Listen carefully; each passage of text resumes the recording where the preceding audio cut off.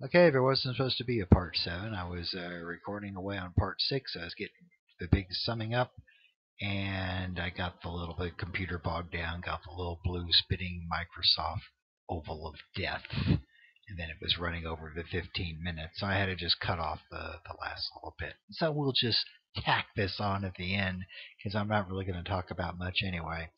Uh, there's a part that's on the outline. If you wrote down the outline back on the very first video, you paused it and jotted it down, about the second Red Scare. And I had already planned on not talking about that. I could talk about the Red Scare. It takes probably 15, 20 minutes. Uh, Not my favorite thing to talk about, but I can do it. But it just so happens that the book does a pretty good job of summing it up. Okay, so some things I talk about because I can give more details or extra stories or something, a different spin than the book. But in this case, the book does a pretty adequate job.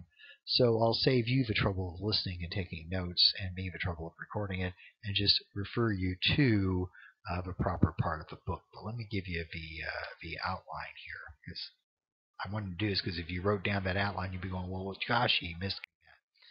All right, don't worry about that. I hate that poster. I need to delete that out. Here's some generic Red Scare photos. All right. This is in, and I'll put this in the directions for the unit, but we're in chapter 24. If you're using the current edition of the book, it starts on page 713. It says Red Scare, the Hunt for Communism. It's our Hunt for Communists, and it goes through page 716. And there's a big photo on one page, so it's one, two. Really, it's only 3 pages. So just read the 3 pages. Look for the things that are on the outline here. I'll give you a quick rundown here. Basically, they're looking for possible communist infiltration into the United States government. Okay. There's a loyalty check program in 47. Might be in the book. I don't know if it is. I haven't read that part of the book in the last year or so. You should definitely know HUAC. That's the House Un-American Activities Committee. Okay. Usually abbreviated HUAC. They're looking for people engaged in un-American activities. That includes communists. Now, someone who'll get caught up in this is a guy named Alger Hiss. He's fingered by a guy named Whittaker Chambers, who says that Alger Hiss is a communist. Now, Alger Hiss, it was a member of the State Department. He'd been at Potsdam, if I recall, or maybe it was Yalta. I think he'd been at Yalta. Okay? And there are reasons to suspect that he was maybe a communist. A lot of people flirted with communism in the 30s when capitalism seemed to be on the ropes. Okay, I'm not going to go into all the sort of details about it. Read about it in the book.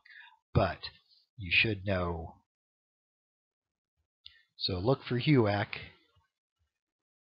look for Alger Hiss, and reason we're mentioning Alger Hiss, there's a young congressman from California who's one of the people who goes after Alger Hiss, and it helps him make a political name for himself, okay, because he's just kind of a no-name congressman from California.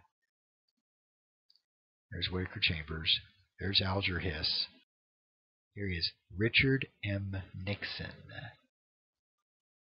One of the things that starts Nixon on his rise to national prominence is his role in going after Alger Hiss.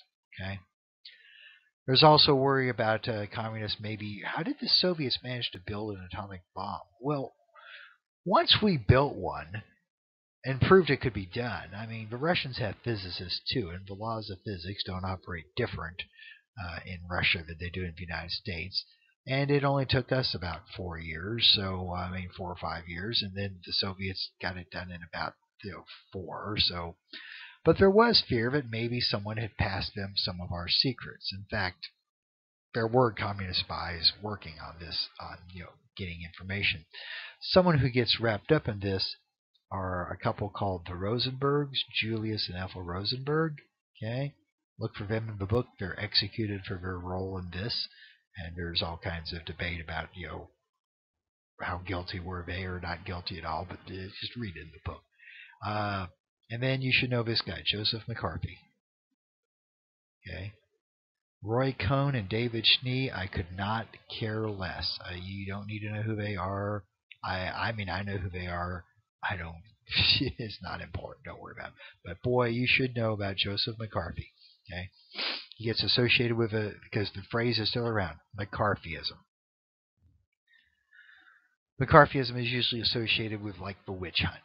Are you now or have you ever been a member of the Communist Party?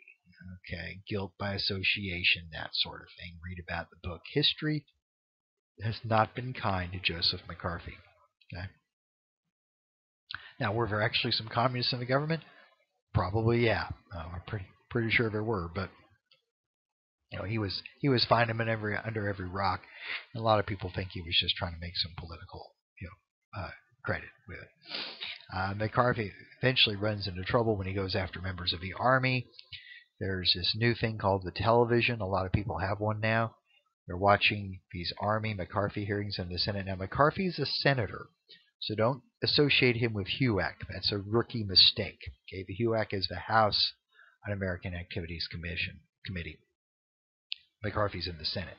They're working on similar things, but he's not a congressman. He's a senator. Okay, and eventually, people see this film of McCarthy going after the army, and people are going, "This guy's just full of it."